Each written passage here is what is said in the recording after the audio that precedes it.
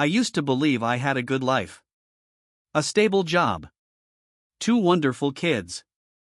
A wife I adored. A home where laughter floated through the rooms like sunlight. But laughter has an echo, and lately, the echoes haven't been mine. They've been someone else's. Someone from my wife's past. That someone is Adam. When Lena and I met, she lit up every space she walked into. I was the quiet one, the observer, the planner. She had this wild, beautiful energy that made people turn and take notice. She was the kind of woman who ordered dessert first, danced barefoot in the rain, and cried during toothpaste commercials. I loved her for that, still do, in some way. We got married 2 years after we met. We didn't have a fancy wedding. Just a small ceremony, close friends and family. She wore a pale blue dress, and I remember thinking I'd never seen anything more beautiful. Then came Aiden, our curious, big-hearted boy. 2 years later, Emily arrived, tiny, colicky, full of attitude even as a baby. We built a life. Not perfect, but real. Until Adam started showing up, not in person, but in words, in glances, in comparisons. The first time she mentioned him, it was casual. We were in the kitchen. Sunday morning. I was making pancakes from a box mix, flipping them in my worn-out skillet. You know, she said, sipping her coffee, Adam used to make his from scratch. He had this cinnamon vanilla thing he did. They were amazing. I smiled. Tried to joke. Well, if Adam wants to come make pancakes, he's welcome. But I bet he didn't have 2 kids hanging off him. She didn't laugh. He just cared about the little things, she said. That was the first crack. Small. Barely there. But cracks, when left alone, always spread. The mentions started piling up. Adam always booked surprise weekend trips. Adam was a great cook. Adam helped his ex's little brother with homework every day after school. I tried to shrug it off. Everyone has a past, right? We all carry people with us. But then she started saying these things in front of Aiden and Emily. One night, I was helping Aiden with his math. He was frustrated, twisting his pencil until it snapped. Emily was coloring nearby. Lena walked by and said, Adam used to be amazing at explaining this stuff. He made it so simple for me in college. Emily perked up. Can Adam help us next time? Aiden asked, who's Adam? Lena laughed lightly. Just an old friend. I didn't laugh. I couldn't. Not with the way Aiden looked at me, like he suddenly questioned whether I was the best dad he could have had. That night, I lay awake next to her. My eyes fixed on the ceiling. Aiden's words replaying in my head. Was Adam better? I'd never met the guy. All I knew was they dated for years, broke up, and then she met me. I didn't pry. I never asked. I thought it didn't matter. But now I was competing with a ghost. Even at school functions, it continued. Adam used to bring flowers to my work for no reason. Adam could calm me down with just a touch. Adam would have remembered it was pajama day. I started to question everything. My worth. My role. My love. One Saturday, I took the kids for ice cream while Lena stayed home. On the ride back, Aiden said, Dad, was Mom in love with Adam before you? I hesitated. Yeah, she was. He looked out the window. Do you think she still is? I had no answer for him. When we got home, Lena greeted us. Smiled at the kids. Then she looked at the wrappers and said, You let them have that much sugar? Adam always brought fruit when he babysat. That night, after the kids went to bed, I finally asked, Do you realize how often you bring him up? She looked genuinely confused. Who? Adam. You talk about him more than you talk about me. More than you talk about us. She looked away. I don't mean anything by it. You compare me to him. Constantly. In front of our kids. She stayed silent for a long moment. Then said quietly, "I guess I just miss how things used to feel." With him? With life. With being wanted. It felt like a slap I didn't see coming. I walked out of the room without another word. Slept on the couch. Not because she asked, but because I couldn't stand lying next to someone who made me feel like a consolation prize. And as I lay there in the dark, I wondered, how do you fight a man who isn't even here, but still lives in your wife's heart? I woke up the next morning with a crick in my neck and the scent of cinnamon toast drifting in from the kitchen. For a second, I thought maybe she was trying to extend an olive branch. But when I walked in, the toast was for the kids. She didn't even look up as I entered. "I made some for Aiden and Emily. There's cereal if you're hungry," she said without turning around. The kids greeted me with sleepy smiles. I kissed them both on the head, pretending my chest wasn't aching from the night before. I was about to pour myself a cup of coffee when I saw it. A photo on her phone. On the kitchen counter. It wasn't open, but the screen lit up. A lock screen image. Her and Adam. From years ago. Smiling under the sun, her arms around his neck. That photo had never been there before. She must have changed it recently. I set the coffee mug down harder than I meant to. She flinched. "Really?" I said quietly. She turned, confusion on her face until she saw what I was staring at. She grabbed the phone quickly and turned off the screen. "It's just a memory," she said. "It's a slap in the face." She sighed, brushing hair from her face. "You don't understand." "Then help me. Help me understand why you're still clinging to him when I'm the one who stayed. When I'm the one who married you, built a family with you, held your hand in the delivery room, patched holes in the wall, and paid the bills." Her eyes welled up, but she didn't cry. "Because with him, I felt like I was the center of someone's universe. And with you, I feel like I'm part of a checklist." I stepped back like she'd hit me. Checklist? Was that all I'd become to her? Before I could respond, Aiden called out from the table. "Dad, can you take me to soccer today?" I nodded, swallowing the ache in my throat. "Of course, buddy." We rode in silence most of the way to the field. I watched him in the rearview mirror, wondering how much he understood. Wondering if one day, he'd feel like he wasn't enough for someone either. After practice, as we walked to the car, he said, "Mom says Adam used to coach soccer." "Was he better than you at that too?" I laughed, but it was hollow. "Adam's not your dad, Aiden." "I am. I show up. That counts for something." He looked at me, quietly, and nodded. That one nod meant everything. Maybe it meant he saw me again. That evening, I sat outside on the back porch. The kids were asleep. Lena stood in the doorway for a while before joining me. "I didn't mean for it to get this bad," she whispered. "Then why did you let it?" "Because I thought maybe if I talked about him, I'd finally let him go. But all I did was drive you away." I looked at her. Really looked at her. She was tired. Not just physically. Her eyes had a weight that hadn't been there before. "I need to know," I said. "Are you still in love with him?"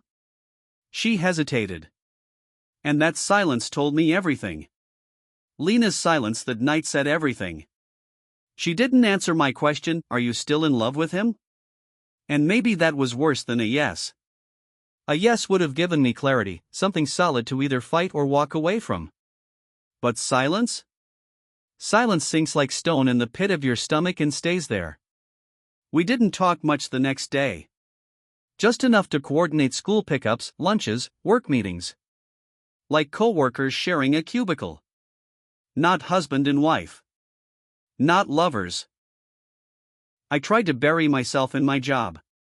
Emails. Deadlines. Conference calls. But even during meetings, I'd catch myself wondering what she was thinking. Wondering if she was looking at our wedding photos with the same blankness I'd seen in her eyes lately. That night, after dinner, she sat the kids in front of a movie and asked if we could talk outside. I followed her out to the porch, expecting another storm. But she surprised me. "I've deleted the photo," she said simply. I didn't say anything. I went through my messages, old files, social media. I deleted everything that reminded me of him. Still, I didn't respond. I know it doesn't fix what I said. Or how I made you feel. But I need you to know. I'm trying. Trying. That word felt like both a promise and a wound. You never once asked me to delete him, she continued. Even when I hurt you. Even when I crossed the line. That says more about your heart than mine. I turned to her. Then why did you keep comparing me to him, Lena? Why did you let his name sit at our table like he still had a place here? Tears filled her eyes. Because when he left, it destroyed me. I thought I'd never feel that wanted again.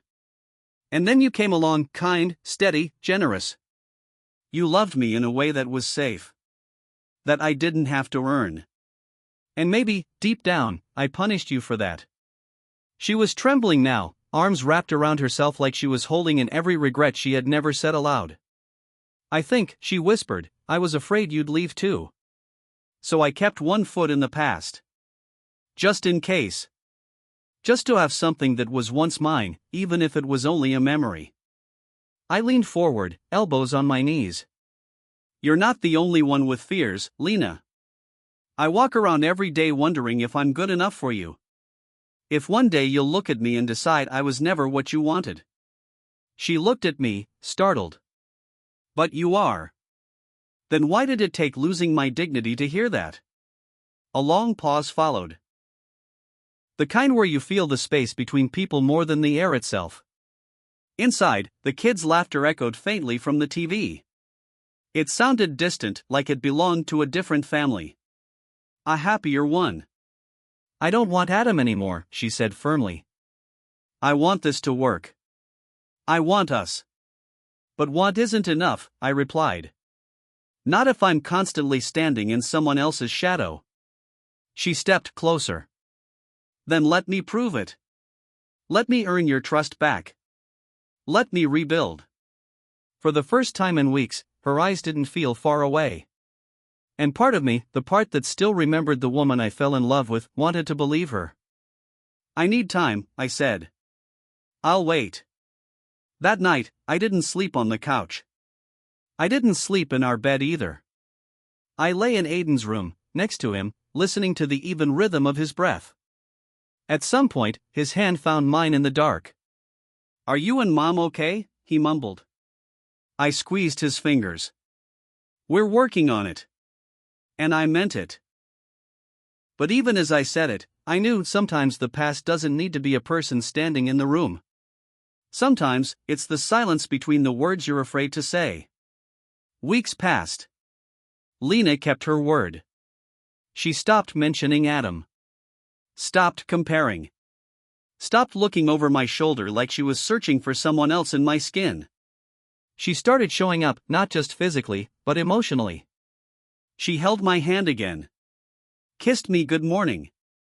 Laughed at my bad jokes. Sometimes I caught her watching me when I wasn't looking, like she was trying to memorize me all over again. But rebuilding isn't just about removing old bricks. It's about laying new ones down and praying they hold. One night, I came home late from work. Emily had a school recital earlier that evening. I'd promised I'd be there.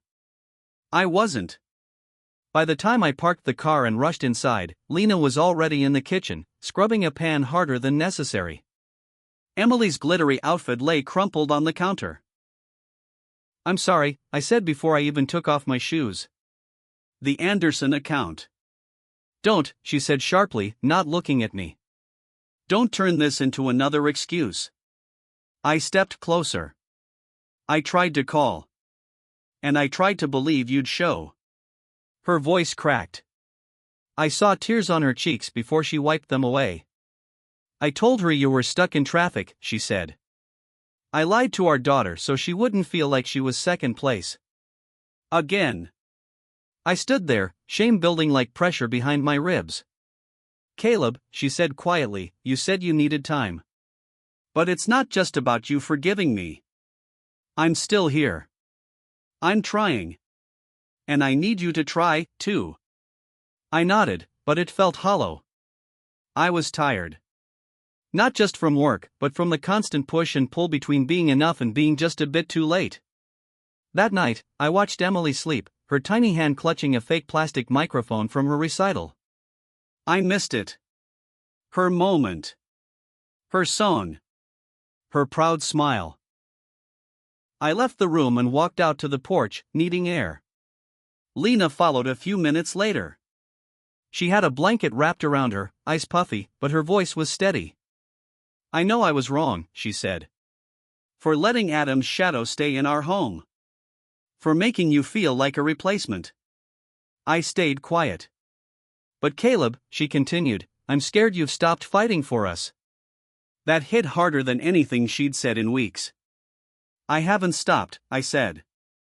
I'm just tired of fighting alone. We sat in silence.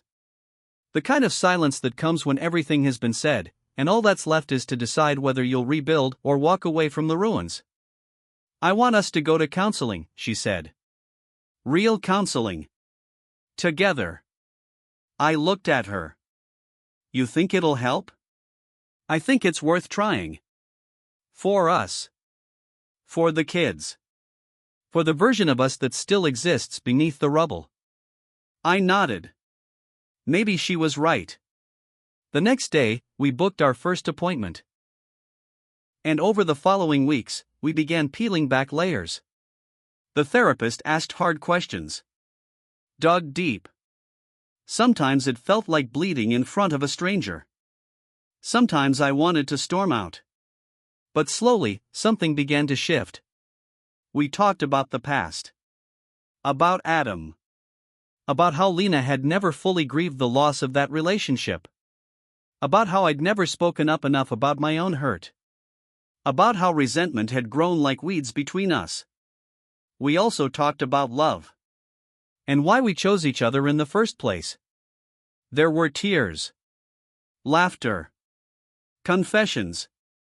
One evening after a particularly raw session, Lena reached for my hand in the car. I choose you now, she said. Not as a second choice. Not as a fallback. But as my husband. The man I want to grow old with. The man who stayed.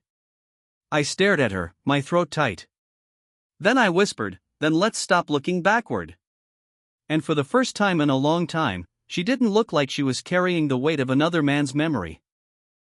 She looked like mine. 3 months. That's how long we went to therapy. Every week, same time.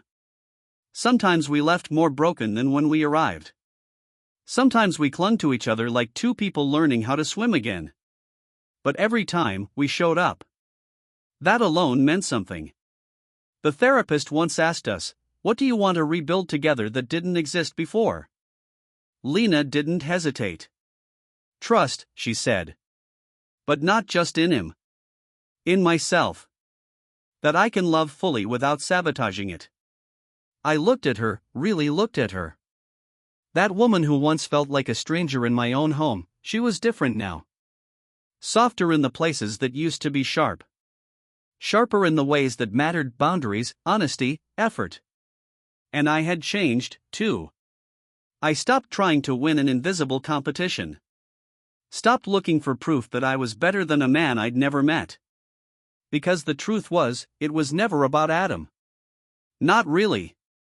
It was about how much we were willing to fight for the present. Instead of hiding in the past. One Saturday morning, I was outside fixing the garden hose when Emily and Aiden came out with Lena. She had her phone in her hand and a nervous smile. Family photo time, she said, lifting the phone. I groaned playfully. Now. I look like I've been wrestling the yard. She walked over, kissed my cheek, and said quietly, you look like the man I chose. Click. The photo caught us all: tangled hair, messy yard, sunlight hitting our cheeks. Later that night, I passed her phone on the nightstand and saw the new lock screen. It was that photo. Us. Not the past. Not some idealized version of love. Just us, imperfect, real, together. That night, we lay in bed facing each other, feet tangled beneath the covers. "Do you ever think about him?" I asked. Not out of jealousy, but curiosity. Lena took a moment. "Sometimes," she admitted. "But not in the way I used to. Not as something I lost. Just something that shaped me." She touched my chest. "But you, Caleb, you're the one who stayed. You're the one who showed me what love looks like when it doesn't need to be chased. Just nurtured." I exhaled, a weight I didn't realize still lingered, finally releasing. In the months that followed, we weren't perfect. We still argued over dishes and whose turn it was to pick up the kids. But we also laughed more. Hugged longer. We kissed without it needing to lead to anything. We became a team again, not two people tolerating each other, but two people choosing each other. Every day. One morning, as I dropped the kids off at school, Emily leaned forward and said, "Dad?" "Yeah, sweetheart?" "I'm glad you're my daddy." Tears threatened my eyes, but I smiled. "Me too, Em. Me too." And in that moment, I knew. I may never be her first love. But I'm the one she came home to. And that's enough.